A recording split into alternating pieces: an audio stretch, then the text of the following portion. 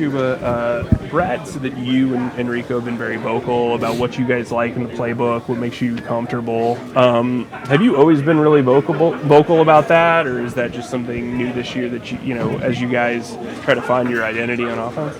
Yeah, I mean, I feel like the coaches give us a platform and to, kind of voice our opinions on what we like and what we don't like. And we just have a good relationship in that sense. They trust us and what we see and what we like. So I think it's a blessing to be able to have coaches that actually want to hear your input and actually listen to it. Chuba, what have you noticed from what the Falcons are doing defensively that's different from what they did against you last year?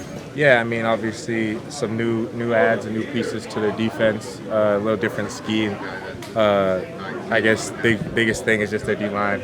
Before they were kind of a two-gap type of defense. Now they're kind of upfield penetrating, which obviously has worked really well for them this year.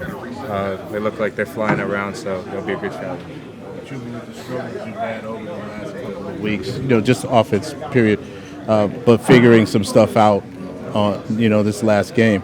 How confident are you, and what have you guys worked to try to, get that going this home open? I mean, I'm always confident. We're always confident. We always go out there hoping to win. Obviously, things don't always work out the way we want them to, but we just keep staying to the process. We've built that process here. We're still chopping at it, and we know eventually everything's going to come together. So week 1 happened, week 2 happened, focus on week 3. What was the vibe today? Y'all were full pads on a pretty hot day, and how'd that go?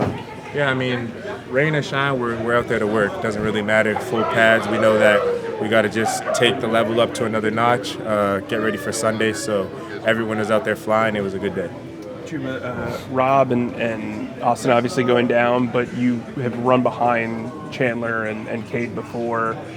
How much does it help you knowing the guys in front of you, even as guys that are filling in for the starters?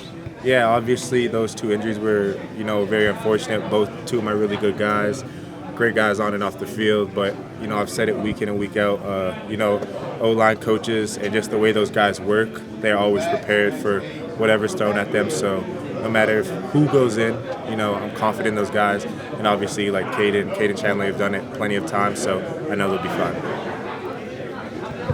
The leaders on the team kind of frame the messaging differently when you're going into a division game? I mean, or is it unspoken kind of how important this is? Yeah, I mean, every week's important. No matter who we're playing, we're always focused on that. Obviously, we know division games mean a lot. You win your division, you go to playoffs. So, yeah, anytime we play Atlanta or anyone, it's I guess it's a little heightened. How big a focus is the run game this week? I mean, the same as every week. We pride ourselves on running the ball, being a physical team. So just to be able to put ourselves in a position early where we can just continue to run the ball throughout all 4 quarters, that's the plan. Chuba, apologies if you've already been asked this, but Atlanta really upped their pass rush this offseason. How much more onus does that kind of just put on everyone that surrounds Bryce out there just to be on the lookout? Yeah, like I said earlier, they kind of changed their scheme a bit. Instead of 2-gapping, they're upfield penetrating D-line. And obviously it's worked out well for them this year. So, like I said, those guys fly around and be a good challenge.